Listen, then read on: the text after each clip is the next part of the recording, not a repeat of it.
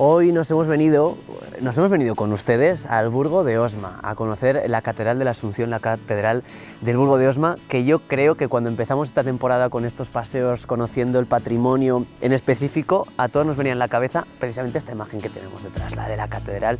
Y hoy nos hemos venido junto a Jesús Alonso, doctor en Historia del Arte, que yo creo que no hay persona más adecuada para conocer a fondo lo que tenemos aquí dentro. Y comenzamos, Jesús, preguntándote, porque siempre en las catedrales, ¿no?, tenemos esa imagen de las dos torres, ¿no?, esa entrada imponente, y esta fachada que tiene la Catedral del Burgo de Osma, esta plaza que genera aquí, es una imagen poco habitual en catedrales, pero ostras, muy bonita. Sí, es que catedral es la cátedra, es el lugar donde el obispo tiene su cátedra y por tanto es el templo principal de una diócesis.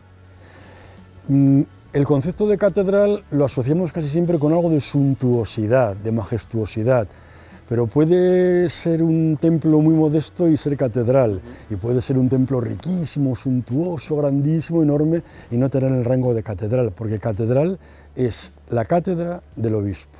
Y en efecto, bueno, pues la Catedral del Burgo de Osma ofrece esta fisonomía tan característica, tan conocida, y este exterior en el que estamos pues ya nos va a dar una idea de lo que se puede ir viendo dentro. A veces podemos hablar de que hay edificios que viéndolos por fuera tienes una idea de lo que vas a encontrar de dentro. A eso un arquitecto e historiador del arte muy reconocido, Txoka Goitia, lo llamó sinceridad de volúmenes. Y otras veces lo que te encuentras en el exterior no es parecido a lo que vas a ver dentro. En este caso podemos decir que se mezclan esas dos variables. En cualquier caso, la Catedral del Burgo de Osma es un ejemplo de que en un edificio se puede encontrar una verdadera lección de la historia del arte, desde el románico hasta el neoclasicismo, incluso hasta el siglo XIX, pasando por el gótico, por el renacimiento, por el barroco y por el neoclásico. Y que ha acompañado también a la historia de este territorio, si no me equivoco, corrígeme si me equivoco, desde el año 597, ¿puede ser el primer indicio que tenemos de la diócesis? Sí, en efecto, esa es la primera referencia documental, Ioannis Oxomensis Episcopus Suscripsis, en un concilio de Toledo. Eso no quiere decir que no existiera la diócesis de Osma antes, no lo podemos saber. Eso quiere decir que tenemos una historia por detrás del siglo VI muy fecunda y singularmente, y yo creo que efectivamente incluso antes. Certezas documentales no las tenemos, pero fundamentos sólidos para pensar que antes del siglo VI ya existía esta diócesis de Osma, yo creo que sí. Y durante todo ese tiempo, todas las cosas que han ido ocurriendo en este territorio, en este país que ahora llamamos España, que ha tenido muchísimos nombres a lo largo de la historia y cuyo paso del tiempo ha ido dejando huella precisamente en este edificio que tenemos hoy en día. Así que, oye, sin más dilación, ¿te parece si vamos para adentro y lo vamos conociendo, Jesús? Estupendo. Venga. Vamos. Hoy nos hemos venido al Burgo de Osma a conocer su catedral con este nuevo Toyota Yaris Cross híbrido de 130 caballos que tienen disponible en 4x2, pero también en 4x4, desde 28.000 euros, con 4 años de mantenimiento y seguro a todo riesgo. Lo pueden pagar desde 250 euros al mes, por supuesto también con los 15 años de garantía que ofrece Toyota. Lo tienen disponible ¿dónde? En Toyota Futura Motor, en Soria, con disponibilidad inmediata. Nosotros nos vamos a aparcar y a seguir conociendo esta Catedral de la Asunción.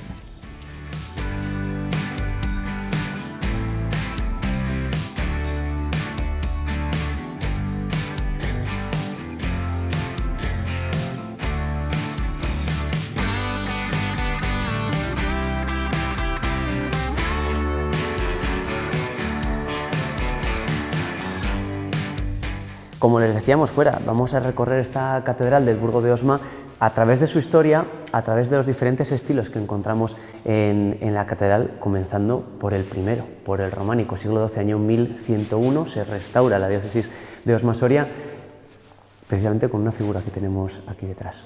Sí, en efecto, como muy bien dices, con San Pedro de Osma, Pedro de Bourges, que fue el restaurador de la diócesis tras el dominio musulmán y fundador del Burgo de Osma. Y a partir de 1101 fija la sede catedralicia en este mismo lugar, empieza la construcción de la catedral románica en ese mismo siglo XII, y ese es el fundamento del proceso histórico que vamos a poder contemplar. Y precisamente San Pedro de Osma estuvo enterrado aquí, hoy no, hoy lo está en la capilla de San Pedro de Osma, arriba de la escalinata del crucero de la catedral, pero este sepulcro se realizó en la segunda mitad del siglo XIII precisamente para albergar los restos de San Pedro de Osma, que fue el restaurador de la diócesis y fundador también del Burgo de Osma, y que es una maravilla del gótico funerario. Vamos a ir por partes, porque en esta sala capitular tenemos muchas cositas. Como decimos, es lo que nos queda de ese románico inicial de la Catedral del Burgo de Osma, que podemos ver precisamente, bueno, en el techo podemos ver en estos capiteles, en estas columnas. Como decimos, la Catedral del Burgo de Osma, antes de ser gótica, fue un templo construido en románico. Sí, y así lo evidencian los restos, de los cuales los más importantes son los que están precisamente en esta sala capitular, en lo que fue comunicación entre el antiguo claustro y la sala capitular.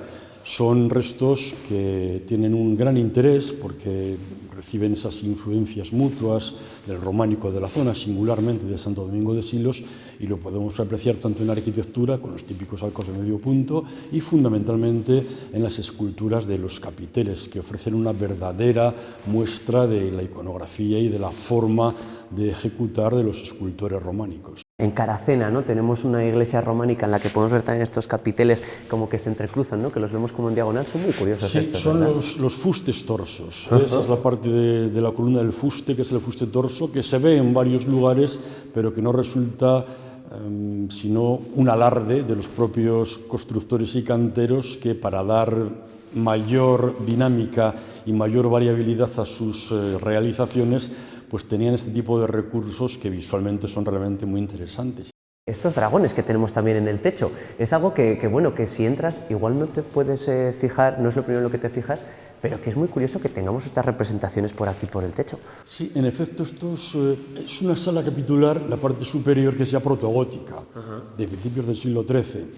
Y en efecto está policromada, y lo que más llama la atención son esos dragones que aprovechan los nervios de las bóvedas de crucería en esa representación que puede considerarse una iconografía ambivalente, puesto que depende de la interpretación y también del contexto. El dragón tiene un significado positivo o negativo. Yo creo que aquí esa ambivalencia podría interpretarse del siguiente modo.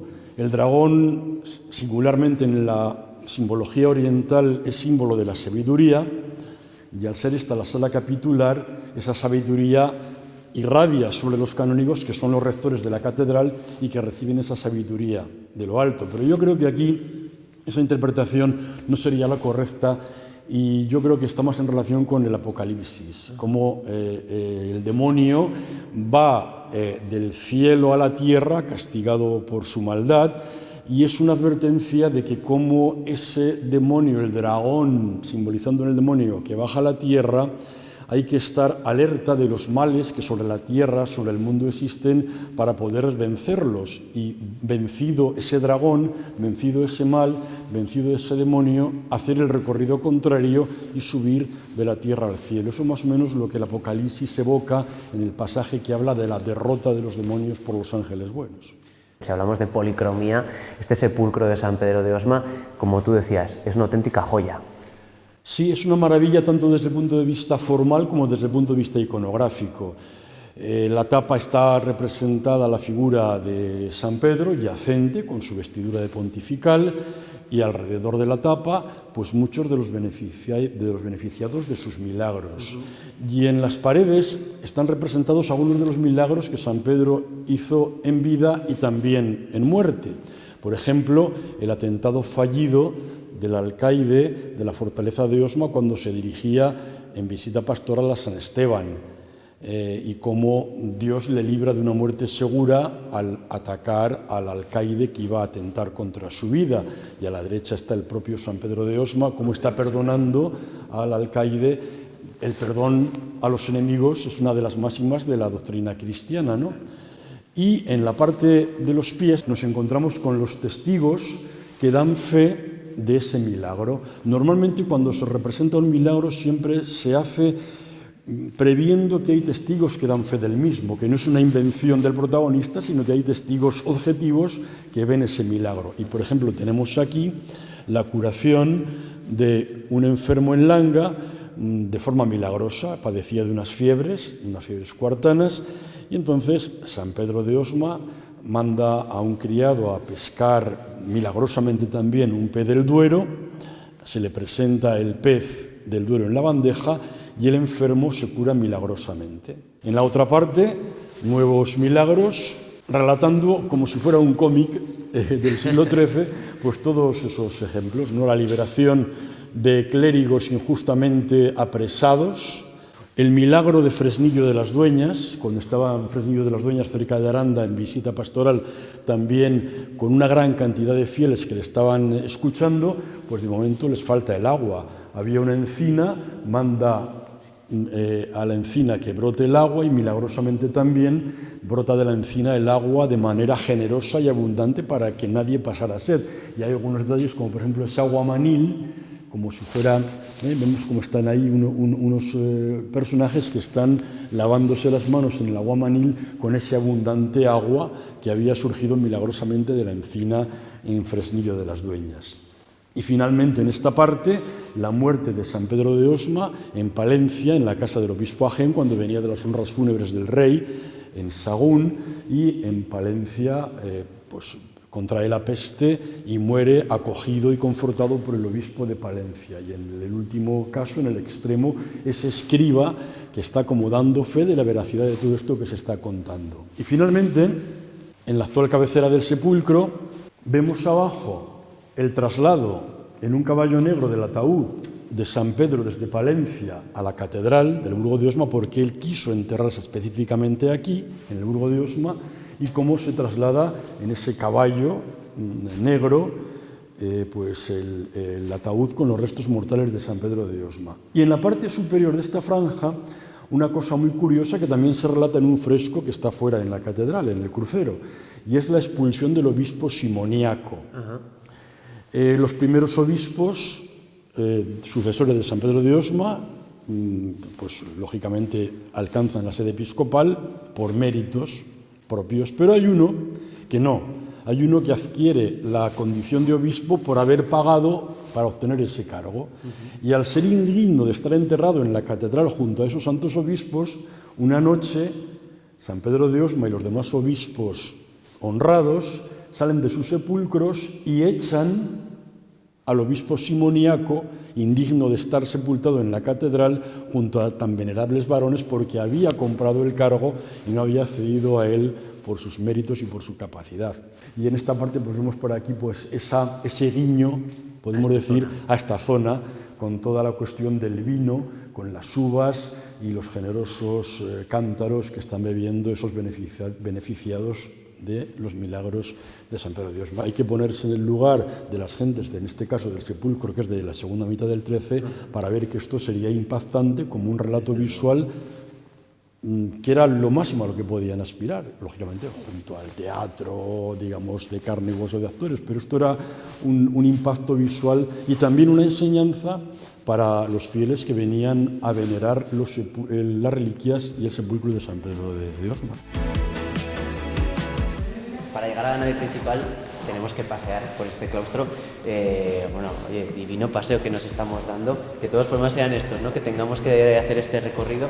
Y aprovecho también este claustro gótico que nos hace esa transición para preguntarte también por estos carteles que tenemos aquí detrás, por los carteles que tenemos a lo largo de toda la catedral, y es que se está convirtiendo también en un bastión turístico, ¿no?, de la localidad.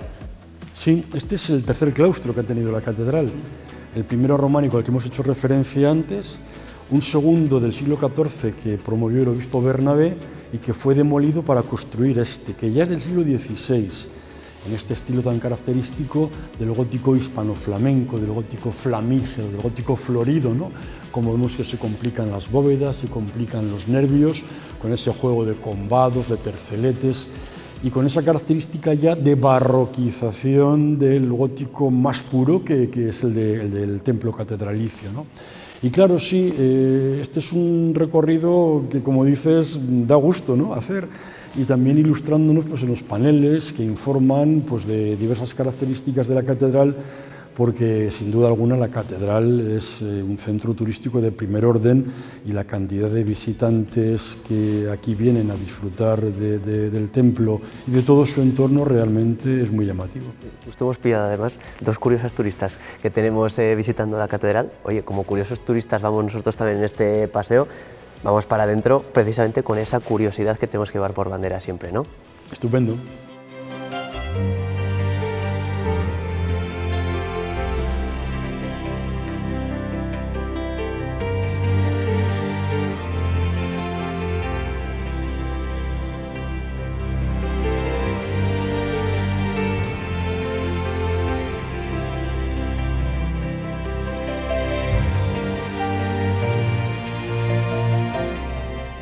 Y entramos a la nave central, el estilo gótico en su máximo esplendor, y vamos también viendo cómo se van haciendo diferentes espacios, ¿no?, en esta catedral, que es muy interesante, ¿no?, también ver también cómo se van entrelazando todos estos estilos. Así es, la catedral que empezó a construir San Pedro de Osma y que se terminó en estilo románico llega el primer tercio del siglo XIII y se queda pequeña, no tanto a lo mejor desde el punto de vista físico, como desde el punto de vista simbólico y de las exigencias estéticas de la época. Y en el año 1232, el obispo Juan Díaz o Juan Domínguez es el promotor de la catedral en la que estamos, que es, como bien dices, una catedral gótica que sigue pues, la tipología del gótico cisterciense y del gótico de algunas catedrales que en ese momento también se estaban construyendo en el Reino de Castilla. La catedral gótica era de 3 naves, con una cabecera, lógicamente en consonancia con la nave central, más ancha y alta que las naves laterales, igual que las cabeceras laterales, que las capillas laterales, que en principio no tenía girola y que fueron, como bien has dicho, abriéndose capillas laterales, sobre todo ya en el siglo XV, para aumentar los espacios y también para aumentar los altares en los que poder decir la cantidad de misas de encargo que por esa época tenían lugar en la catedral, y también habilitar espacios interiores como aumento de capilla funeraria. Todas las capillas tienen esa función de devoción, lógicamente de celebración de la Eucaristía, pero también muchas de ellas son capillas funerarias. La imagen de la Virgen del Espino es gótica, es una imagen del gótico tardío, muy característica también de la iconografía mariana de la época, y el retablo mayor ya nos ha introducido al siguiente periodo histórico, que es el Renacimiento. Un retablo mayor que es una obra maestra de Juan de Juni en colaboración con Juan Picardo, y muy curiosa esta competencia porque el obispo Acosta en el siglo XVI, cuando encargó el retablo, al apasionamiento, al dramatismo, al vigor expresivo de Juan de Juni se le unía esa mesura, ese clasicismo, ese reposo de Juan Picardo. Esa torre que tenemos ahí fuera, que sobresale por encima de la catedral, que sobresale por encima de todo el pueblo, es una ampliación posterior, precisamente en ese estilo, ¿no? Sí, en efecto, además de un barroco ya del siglo XVIII, de bien entrado del siglo XVIII, pero claro, la torre de la catedral es que es el símbolo del Burgo de Osma, es el emblema que reconoce todo el mundo como del Burgo de Osma, que destaca en el perfil urbano y que es una auténtica maravilla también de la arquitectura barroca, una torre hecha, realizada, construida bajo traza de José de la Calle en el siglo XVIII, que era uno de los arquitectos de confianza de la corte borbónica en la granja de San Ildefonso. Esta escalinata que tenemos también es un elemento que llama mucho la atención porque es que es preciosa.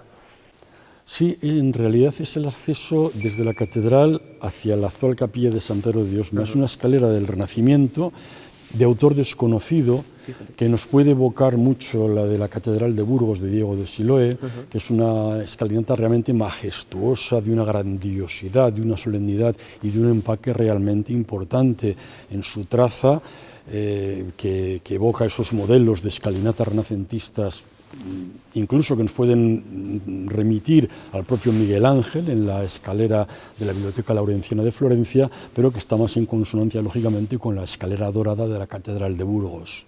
Para la gente que habla, que no ha venido nunca aquí, que no conoce el Burgo, que no conoce Soria, que no conoce los pueblos de la provincia, le pueden aconsejar: mira, vete a tal sitio, vete a tal otro, que ya verás que bien.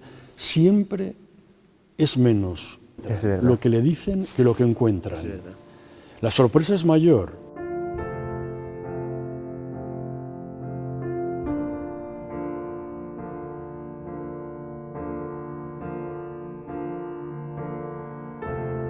Y si nos falta algún estilo neoclásico, Juan de Villanueva, uno de los arquitectos españoles más reconocidos en este estilo, que nos dejó aquí en el Burgo de Osma esta capilla, este espacio que tenemos. Sí, donde estamos precisamente es el sitio que ocupaba el antiguo ayuntamiento, pegado a la cabecera de la catedral. ¿Por qué se construyeron estos espacios de girola, sacristía mayor en la que estamos y capilla de Palafox? Precisamente porque se preveía inminente la beatificación de Juan de Palafox, obispo que había sido de Osma en los años 50, entre el 55 y el 59, murió en 1659. Entonces el ayuntamiento y el cabildo llegaron a un acuerdo de permuta según el cual el ayuntamiento cedía este espacio en el que estamos para que el cabildo y la catedral pudiera construir la ampliación para dar suntuosidad a la capilla funeraria de Palafox, y a su vez el cabildo se comprometía a construir el ayuntamiento nuevo frente al Hospital de San Agustín para dar así la nueva Plaza Mayor. Sacristía, ¿qué es? Es el lugar donde los sacerdotes se revisten para poder salir a celebrar la misa, pero claro, vemos que este es un espacio realmente suntuoso. ¿Por qué? Porque esta sacristía además fue concebida como un espacio de sínodos, de reuniones, de tal forma que el obispo presidía ahí las reuniones con el clero, se colocaba en una cátedra, en ese altillo muy poco elevado, pero suficiente, en un fondo absidal que da preeminencia y bajo la paloma del Espíritu Santo que le inspiraba en sus decisiones y en sus palabras. Y por tanto el obispo presidía ese sínodo inspirado por el Espíritu Santo y en lugar preeminente para ver la jerarquía y la distinción de la jerarquía. Realmente esta sacristía es una espléndida muestra de ese neoclásico con algunos tintes barrocos, ¿no?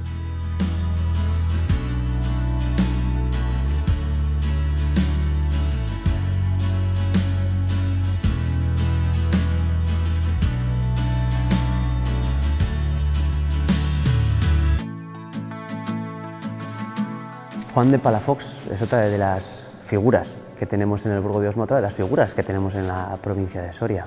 Esta capilla, bueno, ejemplifica, ¿no?, su importancia. Sí, en efecto es una capilla típica de la arquitectura de la época, estamos hablando de 1772, 1780, en la que intervinieron los ya comentados Juan de Villanueva y Francesco Sabatini. Es una capilla funeraria de planta circular, se aprecia perfectamente, el círculo es la eternidad y el círculo tiene mucho que ver pues, con la arquitectura funeraria, ¿no? Y no es baladí el hecho de que muchos de los principales monumentos sepulcrales tengan esta forma o bien de planta centralizada o singularmente circular en alusión a la eternidad del círculo. Y este es el ejemplo de la razón fundamental de esas obras de ampliación, porque Palafox precisamente sus restos están ahí, en esa urna, en el altar de esta capilla que se construyó pensando precisamente en ser capilla funeraria y que mientras no se produjera la beatificación de Palafox tendría que estar dedicada, en este caso, a la figura de la Virgen que preside la capilla. Y, lógicamente, a partir de la beatificación ya se puede denominar, desde el punto de vista formal, también capilla en honor de Palafox. Hemos hablado de Juan de Palafox, lo recordamos un poquito brevemente. quién fue Juan de Palafox, por qué es tan recordado. Juan de Palafox fue una de las personalidades más relevantes del siglo XVII, singularmente de la época de Felipe IV. Fue obispo de Puebla de Los Ángeles. Antes en España había tenido ya cargos importantes en el Consejo de Hacienda y en el Consejo de Guerra, pero el primer cargo importante desde el punto de vista eclesiástico fue que fue obispo de Puebla de Los Ángeles, en México. Ahí dejó una impronta realmente impresionante. Todavía se le recuerda hoy como una de las principales figuras de la historia de México. Después de ser obispo de Puebla de Los Ángeles, fue obispo de Osma, que fue su último destino, y falleció aquí en octubre de 1659, y además tiene una gran relevancia por sus escritos, por su pensamiento político, espiritual, por su labor tanto desde el punto de vista eclesiástico como desde el punto de vista político, y lógicamente como virrey, aunque curiosamente fue el cargo que menos ostentó en menos tiempo, porque solamente le duró el cargo de virrey de México unos meses, ¿no? 6 meses. El beato Juan de Palafox ha sido una de las grandes figuras del Burgo de Osma, de la provincia de Soria. Otra de ellas es San Pedro de Osma. Y si me permites, ahora volvemos a esa sala capitular para hablar de su figura y de la repoblación de esta provincia que tan vigente está hoy en día. ¿Vamos para allá? Estupendo. Venga.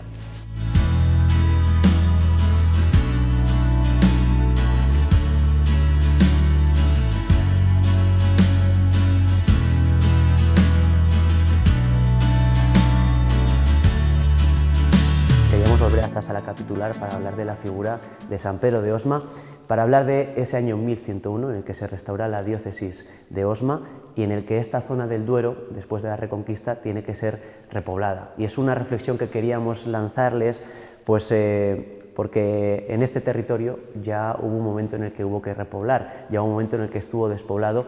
Figuras como la de San Pedro de Osma y esta diócesis sirvieron como núcleo y también precisamente el Burgo de Osma, ¿no? Hablamos de su fundación. Sí, en efecto. Tenemos que poner en contexto que durante la época de la Reconquista esta zona fronteriza, la frontera media del Duero, lógicamente tenía una escasa población. Es muy complicado concretar el grado de despoblación o de despoblamiento que tenía esta zona, pero lógicamente debía ser una zona asolada. Cuando se conquista Toledo por Alfonso VI en 1085, la seguridad de la zona del Duero ya se garantiza. Nos parece lejos, ¿no? Pero claro, conquistar el Tajo en 1085 supone estabilizar la zona más al norte, que es esta zona del Duero.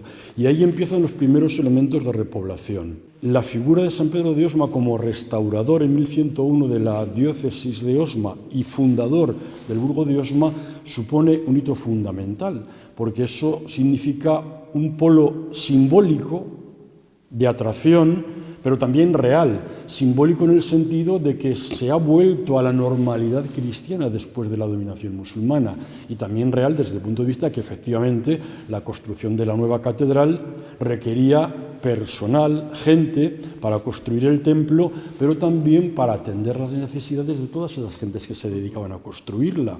Y eso fue dando lugar a una población que fue un arrabal, un barrio que empezó como tal, pero que se convirtió después en el Burgo de Osma en relación pues, con la antigua diócesis de Osma, puesto que San Pedro decidió fijar la sede de la catedral no en Osma ciudad, en el lado derecho del río Ucero, sino en un monasterio que en este mismo lugar existía, también de benedictinos, orden a la que pertenecía San Pedro de Osma, y que sin duda fue un elemento básico para que San Pedro de Osma tomara la decisión, junto a otros problemas de carácter señorial, por ejemplo, para que fijara la sede aquí, donde estamos precisamente. ¿Qué ocurre? Que cuando muere en 1109, la catedral está prácticamente empezando a construir, sí, pero el obispo tiene tal fama de santidad que empiezan a venir peregrinos, devotos de muchos lugares cercanos y no tan cercanos para venerar el sepulcro, para venerar las reliquias del santo, pues pidiendo los favores en una época en la que tenemos que tener conciencia de que la mentalidad era totalmente distinta a la que tenemos ahora. Para construir la catedral, primero románica y después gótica, hay muchos obispos e incluso papas que conceden indulgencias para venir a peregrinar aquí con el fin de contribuir a la construcción de los edificios de la catedral singularmente, pero también con la posibilidad de que muchos de esos peregrinos tomaran la determinación de asentarse en este lugar. Lo que hizo la diócesis fundando esta catedral, construyendo iglesias por los pueblos, ofreciendo esos incentivos a las personas que venían, fue precisamente eso, conseguir una cohesión territorial. Lo fundamental es tener visión de futuro, no quedarte en el día siguiente, sino pensar a largo plazo con perspectiva para poder generar situaciones que estructuralmente puedan ser positivas. Pero claro, quien descubra eso, yo creo que tendría un gran mérito. En cualquier caso, yo creo que también los propios habitantes de estas zonas tenemos que ser conscientes de que si estamos victimizándonos a todas horas, mal asunto. Desde luego. Tenemos también que poner en valor, no me gusta utilizar esta expresión, pero yo creo que, bueno, viene al caso, el sitio en el que estamos. Y decir que, por ejemplo, en el Burgo de Osma se vive muy bien, que es una zona fundamental, como toda la provincia de Soria, para tener una buena calidad de vida, con todas las deficiencias que queramos, con todas las contras que queramos, pero que tenemos que poner también en valor nosotros, los que vivimos en esta zona, de convencer a hipotéticos visitantes y vecinos nuestros de que esta es una zona muy buena para vivir y muy buena para invertir. Muchas veces cuesta mirar al pasado, ¿no? Cuesta ver con los ojos del presente lo que ocurrió en el pasado, pero esto se saca adelante entre todos y, como dices, Jesús, poniendo en valor, dándonos cuenta de lo que tenemos en nuestro territorio, dándonos cuenta de lo que vale nuestra provincia de Soria. Jesús, ha sido un auténtico placer este paseo que hemos hecho por la Catedral del Burgo de Osma, así que Jesús, muchísimas gracias. Muchas gracias, el placer y el honor ha sido mío.